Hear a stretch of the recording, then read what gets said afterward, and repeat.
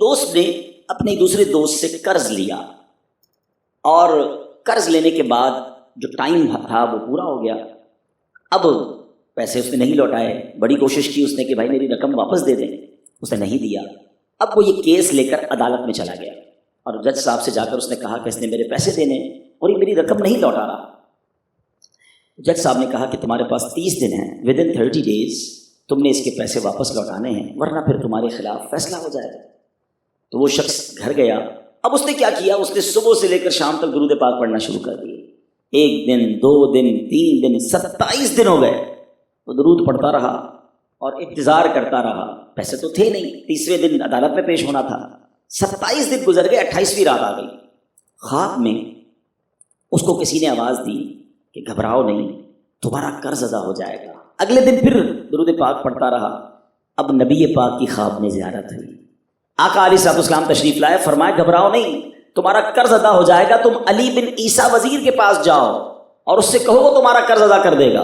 اب جب صبح اٹھا تو بہت خوش کہ نبی پاک کی زیارت مجھے ہو گئی. لیکن پھر خیال آیا کہ میں اگر وزیر صاحب کے پاس گیا اور انہوں نے مجھ سے کوئی ایویڈنس مانگ لیا, کوئی پروف مانگا کہ میں کیسے مان لوں تمہیں نبی پاک نے بھیجا ہے, تو اس بات پر تو میرے پاس کوئی دلیل نہیں ہے. اب تیسری رات آ گئی, آخری رات ہے, صبح عدالت میں جانا ہے. درود پاک پڑھتے پڑھتے سو گیا.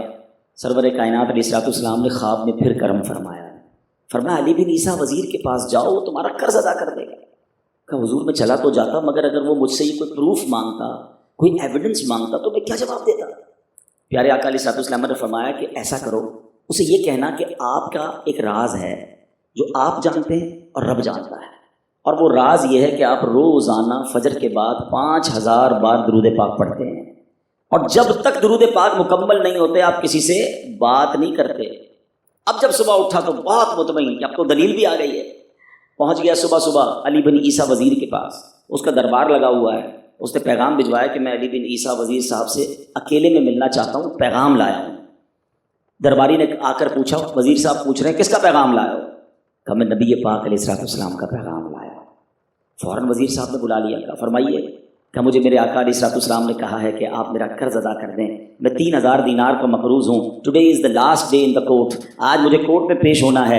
اگر آج میں نے اپنا قرض ادا نہ کیا تو مجھے جو ہے وہ سزا ہو سکتی ہے. علی بن عیسیٰ کہتا ہے میں بالکل آپ کا قرض تو ادا کر سکتا ہوں, مگر مجھے کیسے پتہ چلے, کوئی دلیل ہے, کوئی پروف ہے کہ آپ کو نبی پاک علیہ الصلوۃ والسلام نے بھیجا ہے؟ کہتا ہے ہاں, خالی ہاتھ نہیں آیا, آقا نے دلیل بھی عطا فرمائی ہے.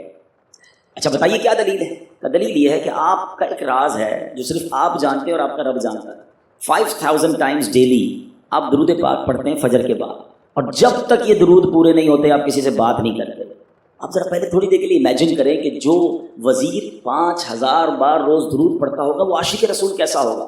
اس کی تو لاٹری نکل آئی نا, وہ تو خوشی سے جھوم اٹھا, کہتا ہے مرحبا یا رسول اللہ, میرے درود پاک قبول ہو گئے, بہت خوش. ابھی بیٹھے آپ, کمرے میں گیا, واپس آیا اور 3000 نہیں 9000 دینار لے کر آیا. کہتے 3000 تو نبی پاک کا حکم, مرحبا یا رسول اللہ, 3000 اور لیجیے, آپ نے اتنی اچھی خبر مجھے سنائی, اتنا پیارا خواب سنایا, آپ کے قدم میرے گھر تک آئے, اور 3000 مزید لے جائیے, اس سے اپنے بچوں کے لیے کوئی کاروبار شروع کیجیے, اور ایک وعدہ بھی کیجیے, زندگی میں آئندہ جب بھی آپ کو کوئی ضرورت پڑے گی نا, آپ میرے پاس آئیں گے, میں آپ کا بھائی ہوں.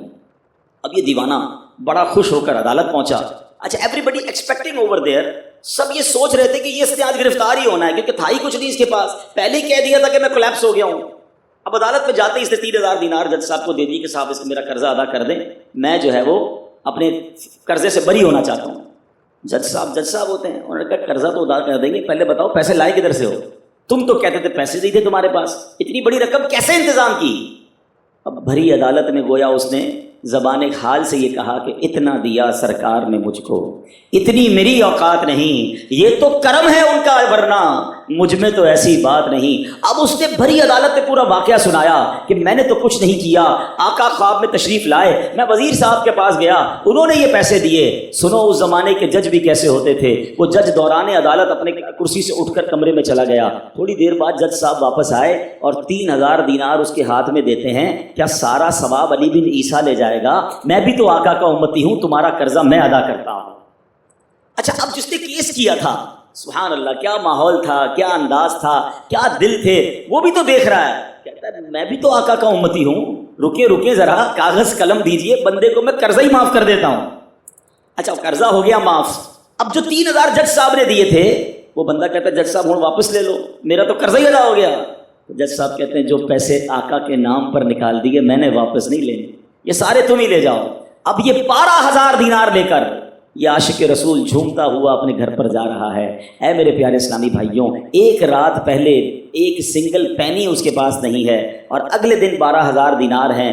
درود پاک وہ وظیفہ ہے جو دل سے پڑھا جائے تو سبحان اللہ یہ مصیبتوں کو ٹالنے والا وظیفہ ہے, یہ پریشانیوں کو دور کرنے والا وظیفہ ہے. اور یہ میں نہیں کہہ رہا, خود سرور کائنات علیہ الصلوۃ والسلام کی حدیث ہے جس کا مضمون ہے کہ جو پریشانیوں میں ہو, جو مصیبتوں میں ہو, اس کو چاہیے کہ مجھ پر درود پڑھے, کہ درود پریشانیوں کو لے جاتا ہے, مصیبتوں کو لے جاتا ہے. ایک شاعر نے کیا خوب لکھا ہے اور واقعی حق لکھا ہے, ہر درد کی دوا ہے صلی علی محمد, ہر درد کی دوا ہے صلی علی محمد, تعویذ ہر بلا ہے صلی علی محمد. تو ہمیں چاہیے, خاص طور پہ ربیع الاول کا مہینہ ہے, کثرت سے درود پاک پڑھیں.